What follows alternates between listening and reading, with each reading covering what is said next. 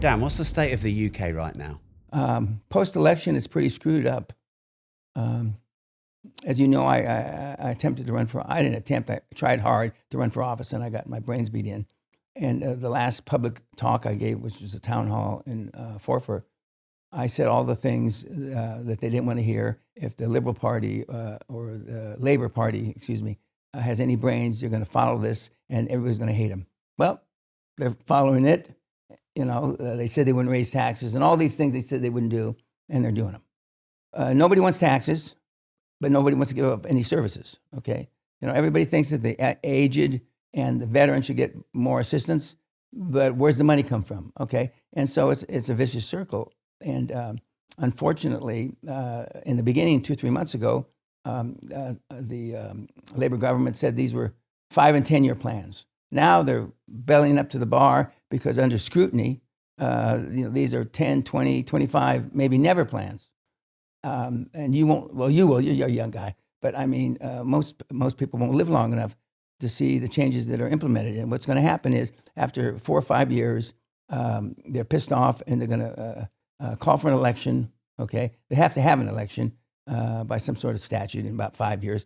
And it's likely that, I'm not sure that the Tories will get back in, but they're going to be mad at the current prime minister. And we were lulled into believing, because he was a former head prosecutor, that he was a hard ass. Well, I haven't seen any of that yet, and I'm not saying I won't see any of that, but the people are disappointed.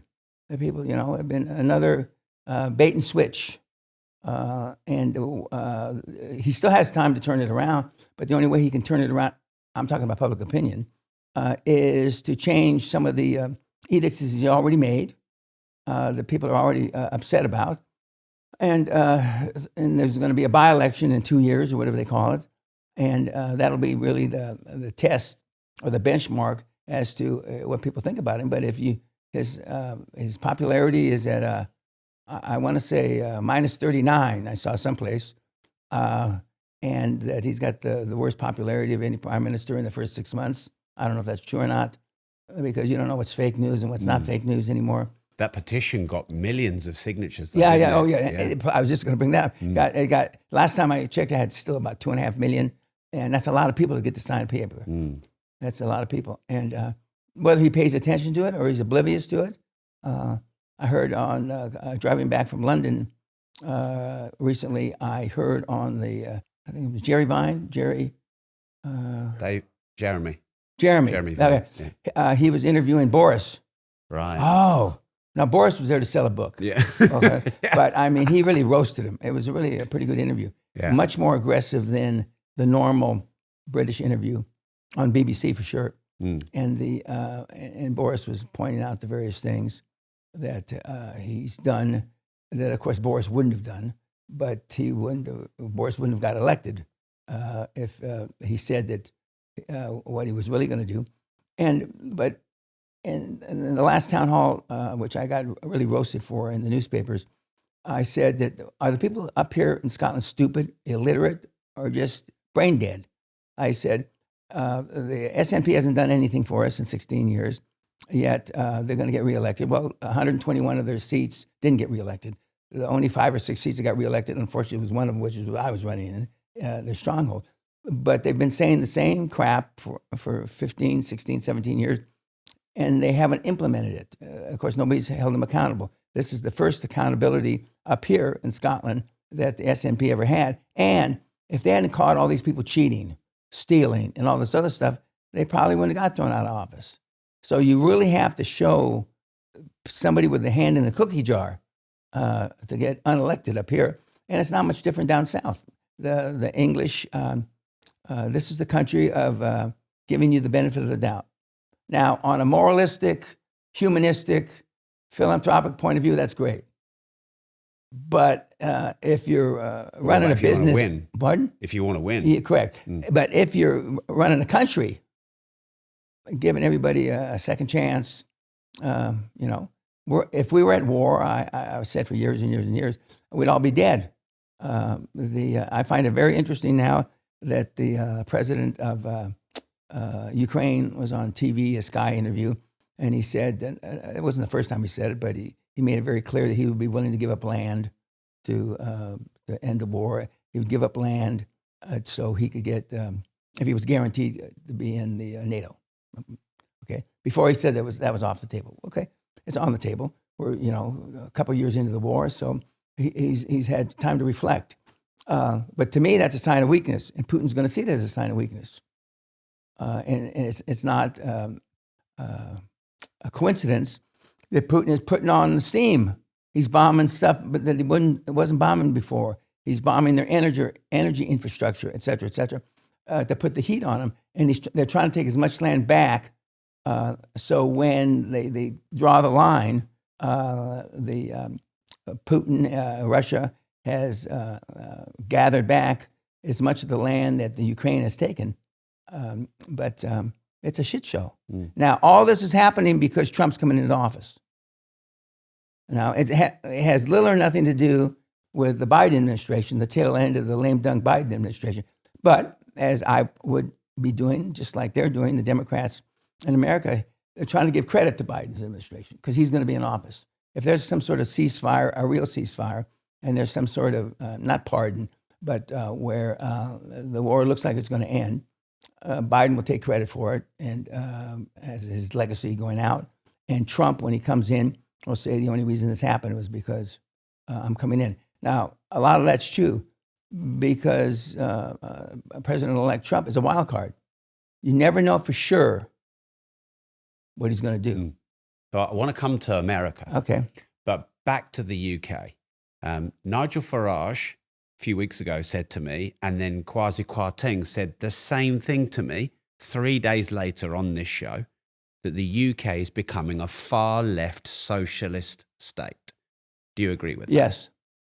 And that doesn't sound good to me. No. Does socialism ever end well? To the socialists, yes. To the people who benefit, i.e. people who don't work or correct. People in the civil service correct. With no accountability. Correct. Yeah. They'll tell you it works.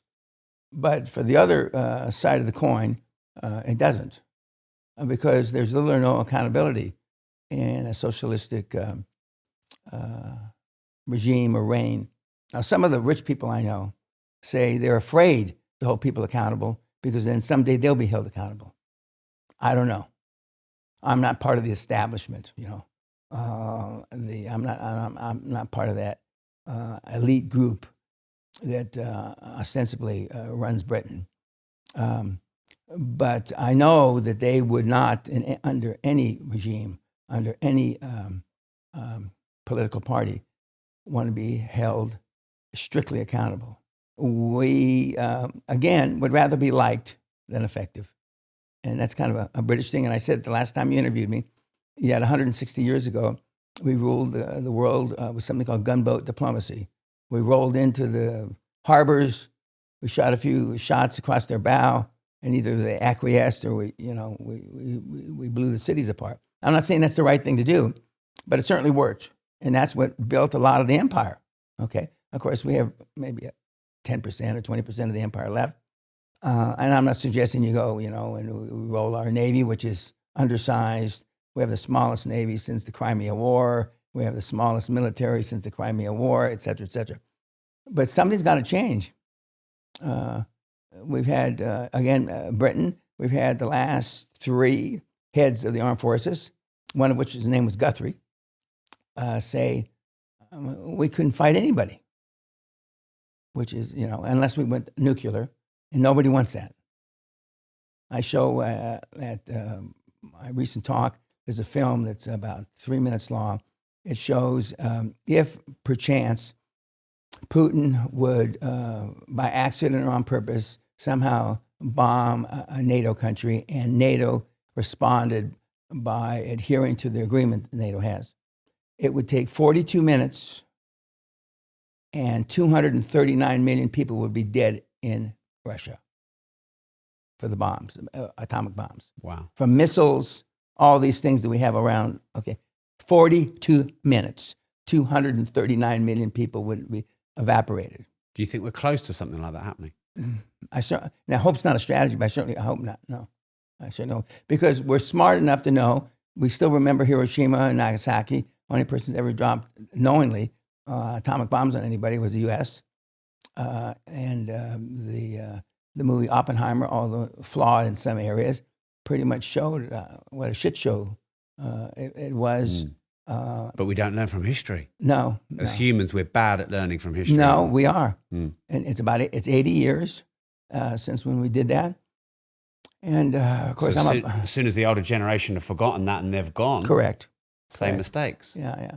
And so I'm a product of that generation. But nobody, even today, a lot of stuff's getting done because of Trump and what he may or may not do. There's certain things that everybody's pretty sure that he won't do. I don't know how you can draw. Well, I don't know where they draw the line. They're pretty sure that he won't do anything nuclear. Okay, and the theory is because for selfish reasons, his empire would evaporate. Okay, speaking of empires evaporating, we haven't got over to the U.S. yet, but if Trump does 10, 15, 20% of what he says he's going to do, the person on the planet that's going to be most affected is Elon Musk. He's going to lose 10, 20, 50% of his net worth because, first of all, if they put on tariffs from China, his biggest source of revenue is China. Okay, his contracts. We will see if his relationship with Elon is real beyond the capacity to save Elon and other rich guys like him from losing a bunch of money.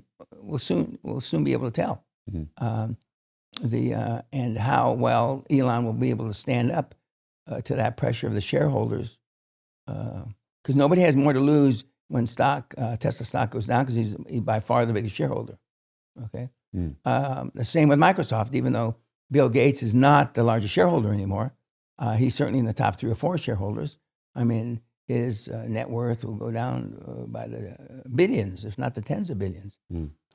And I know Trump knows that, and I know the guys that advise Trump know that. But it's easier to rattle a saber before you get in office. Now, if what they say they're going to do, and Elon is the co-head of the department to make stuff more efficient, between 20 and 40,000 employees of the federal government are going to be out of work on January 20th. Between 20 and 40,000. I put on my social media a couple of days ago that 25% of all the federal buildings are empty in Washington, D.C. Currently? Today or last week. They're working from home or? No, not that kind. That kind of empty. Right. Empty.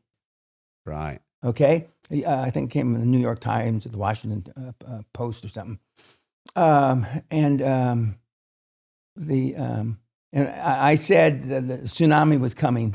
I'm getting ready to, when I go to New York in a few days, to make a couple of speeches, and one of which is in diversity and, all that shit, okay? You need to be careful with that, then. Oh, yeah, well, I do, but I mean, that's you might get cancelled from that. Yeah, well, it's not interesting, but it's interesting to me that nobody else sees it. And I had my staff in the last 2-3 days pull out all the headlines that they could find, about 10 or 12, where Walmart has just canceled their diversity program.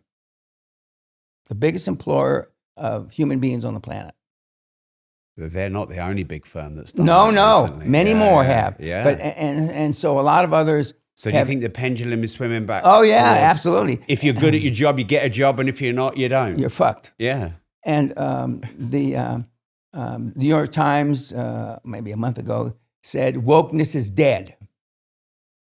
You don't believe that? No. It's on its way to being dead, because it swung for 10, 12, 14 years from all the way to the other end. Yeah. I agreed when Elon Musk said about 3-4 years ago that wokeness, in his opinion and in my opinion, was the future of the end of humankind, and I believe that. And now with the overwhelming, resounding win for Trump, and I just heard on CNN, which is not a conservative station, he's likely to get almost all his appointees in, even with all the baggage they're carrying. I didn't know how to stop. I wanted to tape it, but I wanted to get up and get ready so I wasn't late. And he's going to get all these guys in. And there's not one. There's not skeletons in the closet. Yeah, with skeletons and all. None of them. That's how pissed off the people are. They don't give a shit. Churchill used to have I don't know if it's a mantra, but he had a motto. I don't care how uncivil, how heinous the person his activities have been, as long as he's effective, I'd use him. And that's why you think people like Trump, because he gets shit done. He gets shit done. And again, especially in the last 24 to 36 months, we would rather be liked. The prime minister knew he was not telling, as they say, he was telling porkies. Okay, he was telling lies. You mean about not putting the taxes up? Correct. He knew. I mean, aren't the taxes now about as high as they've been since Second World War, Yep. late 70s? Correct. When the Beatles and all those guys left the country. Because the taxes were so high last time. Every year now, since 2020, double the number of millionaires, billionaires have left the UK. Does that not worry you? No. Do you not think it's bad for the country that all the people that earn the money is... No. Whether it's bad for the country, it's bad for me are two different things. Right. Okay. I haven't really put a pencil to it recently, but at least 75% of my assets are outside Britain. Right. So you don't care about the British economy? Well, no, I care, but I know I can't do anything about it. Yeah. Well, put all your assets outside of the UK. Well, no, but this lifestyle requires a certain amount of assets to be here. Yeah. Okay. But you've got 75% of them Correct. out. Correct. And is that because it got more penal for you to own assets? No, it's just because as I've managed the mentees, and some of which I've gone into business with, some of which I own 15, 20% of their company, and now we're starting to exit. We just exited last week, one in the U.S. I'll pay my U.S. taxes, so capital gains tax, because I pay U.S. and U.K. taxes, and so I have a number of assets that are outside the U.K. But I pay taxes where I told you the last time you interviewed me, Bunker Hunt, a famous billionaire from the Hunt family. He says, Danny, if you're worried about paying taxes, you're not making enough fucking money. But if VAT is 20%, corporation tax is 25%, income is 45%, national insurance is now nearly 15%, you got business rates. I hear that, but that's what socialism does, isn't it? But that's why today, as of an hour or an hour and a half ago, I have no backup plan. When I was your age, I spent 125%, between 120 and 125% of everything I made, ever, for my life since I got out of university in 1971. And only when I turned 60, 19 years ago, we started downsizing and selling off property and estates, etc. And we started a foundation and giving away money, okay? So you're only getting capital gains tax on Correct. those. You're not getting income Correct. tax. And yeah. Right. But it's still high. It's outrageous. Yeah, it is. I mean, income tax is nearly half. You've already paid 25%. You've already put 20% on top.